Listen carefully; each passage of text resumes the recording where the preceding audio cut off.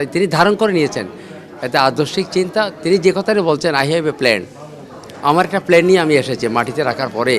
আজকের এই সংসদটা কিন্তু নবীন এবং প্রবীণের সংযুক্তি। তিনি চাচ্ছেন যে মানুষ দুর্নীতিটা আমাদের সমাজকে কিন্তু একেবারে খুব বেশি করে গ্রাস করে ফেলেছে। আমার দেশকে ভালোবাসতে হবে আমাকে। আমি এই দেশে জন্মগ্রহণ করেছি। দেশের 11তম প্রধানমন্ত্রী হিসেবে শপথ গ্রহণ করেছেন বিএনপির চেয়ারম্যান তারেক রহমান এবং তিনি প্রায় 2 যুগ পরে বিএনপির রাজনীতি ফিরিয়ে এনেছেন সংসদে দক্ষিণ প্লাজায়। তার শপথ গ্রহণ ছিল ঐতিহাসিক একটি পরিবর্তন। আমরা আজকে কথা বলবো বাংলাদেশের বিশিষ্ট শিক্ষাবিদ, যিনি 2006 সালে 21শে পদকে ভূষিত হন এবং পালি ভাষায় যার দখল বলেই দেয় যে তার জ্ঞানের গভীরতা।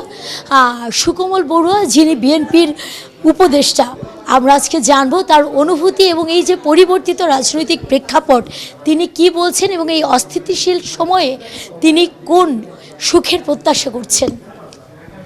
বিশ্বের মানুষেরা যেখানে গণতন্ত্রকামী, যারা মানুষের মধ্যে যারা শান্তি প্রত্যাশা করে এবং মানবিক মূল্যবোধকে যারা ধারণ করে এবং পরিবর্তন ধারাকে যারা বিশ্বাস করে, আজকে বাংলাদেশের ঢাকা রাজধানীকে আজকে ঐতিহাসিক সেই দক্ষিণ প্লাজার মধ্যে, সংসদ ভবনের দক্ষিণ প্লাজা আজকে আমার মনে হয় মনোমুগ্ধকর হয়েছে এবং ঐতিহাসিক পরিবর্তনের ধারা সূচিত হয়েছে এবং বীজ রোপণ করা হয়েছে সেখানে।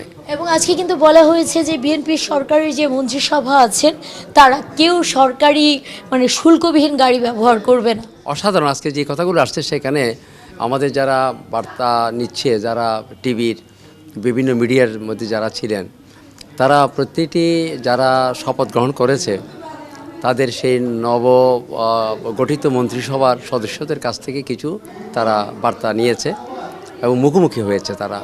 সেই মুখোমুখির মধ্যে প্রবীণ নবীন আমরা দেখেছি আটটা। আজকের এই সংসদটা কিন্তু নবীন এবং প্রবীণের সংযুক্তি। আজকে যারা শপথ গ্রহণ করেছে সেখানে কিন্তু আমি দেখেছি বিভিন্ন দলের যারা গেছে এবং যারা পরাজিত হয়েছে তারাও কিন্তু সেখানে অংশগ্রহণ করেছে। এখানে একজন সুকোমল বড়ুয়ার কি পরামর্শ থাকবে উপদেষ্টা হিসাবে, বা সে কি ভূমিকায় কাজ করছেন? না, আমি যেটা মনে করি, আমি তো আগেও ছিলাম, আমি ম্যাডাম বেগম খালেদা জিয়া আজকে তিনি নেই। উনি অসাম্প্রদায়িক চেতনার একটা মানুষ ছিলেন। তিনি দিয়ে গেছেন রেইনবো নেশন। তার একটা স্বপ্ন ছিল। আজকে আমার দুঃখ ভারাক্রান্ত এই জন্যেই আজকে যে শপথ অনুষ্ঠানটা তিনি দেখতে পারলেন না এবং তার দীর্ঘদিন একটা স্বপ্ন ছিল পরিবর্তনের ধারা। এবং তার নিজেরই পুত্র তারেক রহমান, তিনি যে আজকে প্রধানমন্ত্রী হয়েছেন, তিনি যদি দেখে যেতে পারতেন শেষ জীবনে, আমার মনে হয় তিনি তৃপ্তি পেতেন। দেশের মাটিতে পা রেখেই তিনি পারে যাচ্ছেন এবং আমার মনে হয় এটাকে একটা আদর্শিক চেতনা নিয়ে তিনি তৈরি হচ্ছেন। আমি দেখেছি, আমি একজন শিক্ষক, আমার মধ্যে একটা অন্তর্দৃষ্টি আছে, অন্তর্চক্ষু আছে এবং বিবেক বোধ আছে। এই চোখে আমি দেখতে পাই যে কথাটি বলছিলাম, আমাদের জনাব তারেক রহমান অনেক পরিবর্তন হয়ে গেছেন। তিনি রাষ্ট্রচিন্তায়, জীবন দর্শনে এবং মানুষের ভালোবাসার দিক থেকে মানুষকে কীভাবে কাছে টানা যায়, নানা দিক থেকে মানবিক মূল্যবোধের যে কতগুলো দিক আছে এগুলোকে গ্রহণ করে ধীর, স্থির, গম্ভীর, প্রশান্ত এবং তার বিনয়, ভদ্রতা, এগুলো আমার মনে হয় জনাব তারেক রহমানকে কিন্তু আকৃষ্ট করেছে এবং তাকে এখন আবৃত করে রেখেছে। এগুলো সত্যিকারভাবে যদি তিনি এইভাবে ধারণ করে যদি একটি আদর্শিক রাস্তা তৈরি করতে পারে, আদর্শিক রাষ্ট্র, আমার মনে হয় তিনি যেই স্বপ্ন দেখেছিলেন এবং খুব কাছ থেকে তাকে আমি বেশ কয়েকদিন তাকে দেখেছি। এত এত এত সংকটের মধ্যেও তার জীবনযাপন, যাপিত জীবন, তার মধ্যে কিন্তু আমি রাগ দেখতে পাইনি। তার মধ্যে একটা বৃতৃষ্ণা দেখতে পাচ্ছি না, একটা স্নিগ্ধতা দেখতে পাচ্ছি, একটা নির্মল একটা আনন্দ দেখতে পাচ্ছি, চেহারার মধ্যে একটা পরিস্ফুট হচ্ছে। আপনার সাথে তারেক রহমানের কোন বিষয়টা বেশি সমন্বয় হয়? আমার বিষয় সমন্বয় হচ্ছে তিনি অসাম্প্রদায়িক, ধর্ম, জাতি, গোষ্ঠী, ধর্ম, বর্ণ সবাইকে ভালোবাসেন এবং মানবিক দিক থেকে আমার মনে হয় যে শিক্ষক হিসাবে তিনি তার জ্ঞান প্রজ্ঞা, অর্থাৎ যারা বিদ্বান, পণ্ডিত, জ্ঞানী, তাদেরকে খুব মূল্যায়ন করে বলে মনে হয়েছে। এবং আমার সঙ্গে যখন কথা বলে তিনি অত্যন্ত বিনয়ের সঙ্গে কথা বলে, কারণ তিনি যেরকম প্রধানমন্ত্রী, তিনি আগে রাষ্ট্রনায়কের একটা চিন্তা ছিল, দলের প্রধান হিসেবে দায়িত্ব ছিল, আমার সঙ্গে ওই রকম কথা না বললেও চলে, কিন্তু তার মধ্যে দেখেছি আমি জীবনবোধে এবং তার যে চলাফেরাতে দেখছি এই কয়েকদিন ধরে অসাধারণ তিনি বিনয় প্রকাশ করেন। এটা হচ্ছে তার এখন একটা স্বভাব এটা তৈরি হয়েছে বা অর্থাৎ তাই তিনি ধারণ করে নিয়েছেন। এতে আদর্শিক চিন্তা, তিনি যে কথাটা বলছেন, আই হ্যাভ এ প্ল্যান, আমার একটা প্ল্যান নিয়ে আমি এসেছি, মাটিতে রাখার পরে আমি পরিবর্তন করতে চাই দেশটাকে। অর্থাৎ তার জীবনযাপনে পরিবর্তন, তার এই যে বললা আজকে শপথ গ্রহণ করার পরে শুল্ক ছাড়া করে কেউ কিছু করতে পারবে না, অনেক কিছু নির্দেশ দিয়েছেন, কিন্তু সব কিছু তো আর টিভিতে আসে নাই। আপনাদের সরকার এই মুহূর্তে কোন বিষয়গুলো বেশি চ্যালেঞ্জ মনে করছে? চ্যালেঞ্জ অবশ্যই মানে মানুষের আর্থসামাজিক তিনি নিরাপত্তা, তিনি তো নিজে বলেছেন সেটা। আমি নিরাপত্তার দিক থেকে নিরাপদ রাখার জন্য তিনি চাইবেন, এবং দুর্নীতিমুক্ত সমাজ তিনি চাচ্ছেন যে মানুষ, দুর্নীতিটা আমাদের সমাজকে কিন্তু একেবারে খুব বেশি করে গ্রাস করে ফেলেছে, এবং তিনি একটা সাম্য মানবিক মূল্যবোধের একটা সমাজ দেখতে চান, সমতা সাম্যতা থাকবে, যেখানে সকল জনগোষ্ঠী যেখানে সুখে নিরাপদে থাকবে, এবং বিশেষ করে আইনের শাসন, নিরাপত্তার শাসন, এগুলো তিনি এটাকে খুব প্রাধান্য দিচ্ছে আমার মনে হয়। আপনাদের মন্ত্রিসব জনমতের আকাঙ্ক্ষাকে কিভাবে? অবশ্যই তিনি তো সমালোচনা বেশি শুনতে চান, এবং জনাব তারেক রহমান বলছেন, বারবার বলছেন, আমি যদি কোনো ধরনের ত্রুটি হয়, আমার দেশ পরিচালনার ক্ষেত্রে যদি কোনো ত্রুটি দেখা যায়, আপনারা অবশ্যই কিন্তু আপনারা সমালোচনা করবেন, এবং এই জন্য গণতন্ত্রের একটি প্রধান শর্ত হচ্ছে জনগণের কথাগুলো অধিকার, জনগণ মুখ খুলে কথা বলতে পারবে। এই যে একটা অধিকারটা দিয়ে দিল, অর্থাৎ জনবান্ধব, এই যে একটা মিডিয়াকে জনবান্ধব করে দিল, এটা কিন্তু সহজ ব্যাপার না। অর্থাৎ একদম প্রধানমন্ত্রীর মুখোমুখি যাবে, মানুষ যা ভাববে তাকে সমালোচনা করতে পারবে। এই যে উদার মানসিকতা, এইটা যে মানে অধিকার, মানুষের যে মৌলিক অধিকার, এবং মিডিয়াকে খুলে দিল, আজকে উন্মুক্ত করে দিল, আমার মনে এটা সাংঘাতিক থাকে। আমার মনে হয় বর্তমান সমাজের জন্য অত্যন্ত এটা প্রয়োজনীয় এবং অপরিহার্য। ভঙ্গুর অর্থনীতির মধ্যে দাঁড়িয়ে তারেক রহমান, বিএনপি সরকার, সেখানে এই সরকার অর্থনীতি, জনস্বাস্থ্য না চিকিৎসা না শিক্ষা, কোন দিকে বেশি গুরুত্ব? তিনি দীর্ঘদিন বাইরে থাকার পরে এই দেশ যে ধসে গেছে অর্থনৈতিক দিক থেকে, এটাকে কীভাবে পুনরুদ্ধার করা যাবে, টেকসই সরকার কীভাবে করা যাবে, তিনি যে দায়িত্ব নিয়েছেন এটাকে খুব প্রাধান্য দিচ্ছেন। তিনি যেখানে যেখানে ক্ষত আছে, প্রথম ক্ষতগুলো তিনি বন্ধ করবেন, এবং রাষ্ট্রযন্ত্রকে আরও সচল কীভাবে করা যায়, অর্থাৎ জনবান্ধব রাষ্ট্রকে যাতে করা যায়, অর্থনৈতিক বান্ধব, অর্থাৎ জীবনঘনিষ্ঠ, এইসব চিন্তাগুলো তিনি কাজ করছেন। অর্থাৎ আমাদের দেশের যে বহুজনের সুখ তিনি স্বপ্ন নিয়েই আজকে তিনি শপথ গ্রহণ করেছেন, প্রধানমন্ত্রীর দায়িত্ব নিয়েছেন। আজকে থেকে আমার মনে হয় তিনি আর ঘুম যেতে পারবেন না।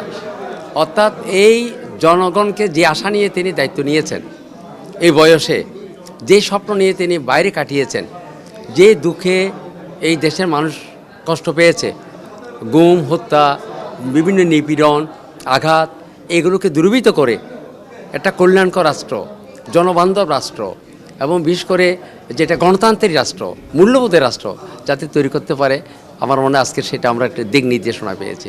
এত অল্প সময়ের মধ্যে এত বড় একটা ঐতিহাসিক যে বিপ্লব ঘটে গেল, এবং প্রধানমন্ত্রীর দায়িত্ব এবং রাষ্ট্রপতির দায়িত্ব, এবং এখানে যে শপথ গ্রহণ থেকে সুষ্ঠু বন্টনের একটা যে দেখলাম সময়নিষ্ঠতা, সময়ানুবর্তিতা, সুশৃঙ্খলের মধ্যে একটা দেখলাম, এটা আমাদেরকে জানান দেয় আমাদের আগামী দিনের যে প্রধানমন্ত্রী, এই যে প্রধানমন্ত্রী হলেন, আগামীতে তিনি কিভাবে দেশকে পরিচালনা করবেন, অর্থাৎ সময়, জীবনযাপন, অর্থ, অর্থাৎ জীবনগরিষ্ঠ যেগুলো আছে সব কিছুকে সংকোচন করে ফেলবেন তিনি, একটা নিয়মের মধ্যে আনবেন, একটা ধারাবাহিক তৈরি করবেন তিনি, অর্থাৎ সব কিছুকে সচল করে দেবেন।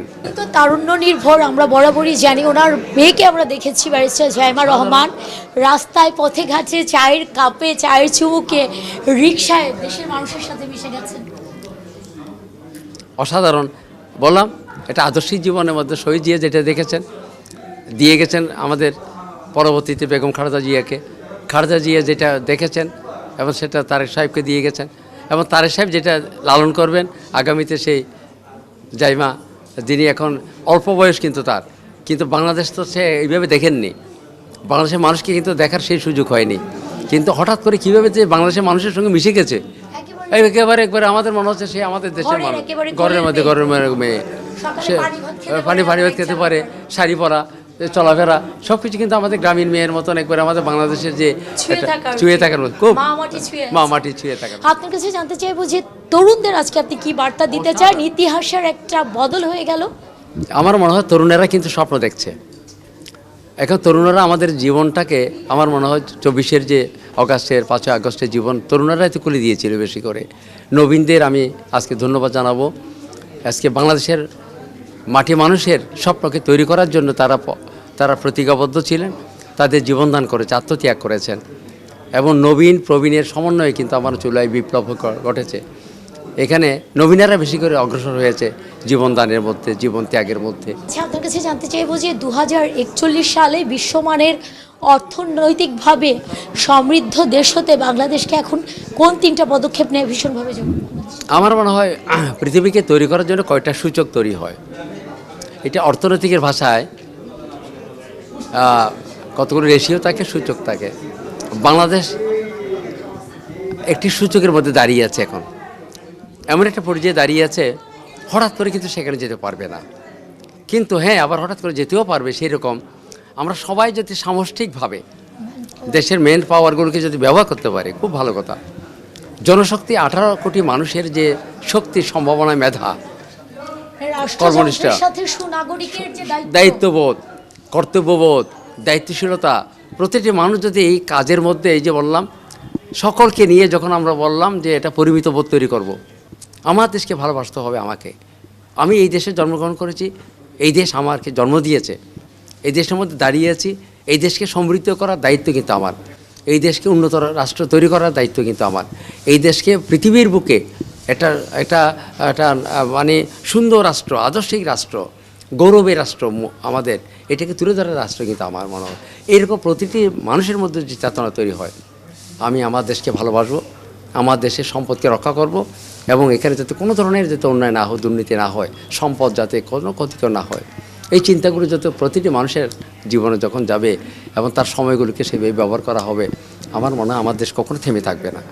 আমরা যে চিন্তা নিয়ে করেছি এবং আজকে যে ঐতিহাসিক আমরা সংসদ প্লাজায় যেটা স্বপ্ন দেখেছি, নতুন সরকার এসেছে, তারুণ্যের এবং এখানে নবীন প্রবীণদের যে সরকার গঠিত হয়েছে, আগামী দিনে এই স্বপ্নের একটা রাস্তা তৈরি করেছি, একটা পরিকল্পনা দিয়েই কিন্তু আমরা আস্তে আস্তে আমরা মনে হয় ওই দিগন্তের মধ্যে স্পষ্ট করব, নতুন একটা সূর্য দেখব।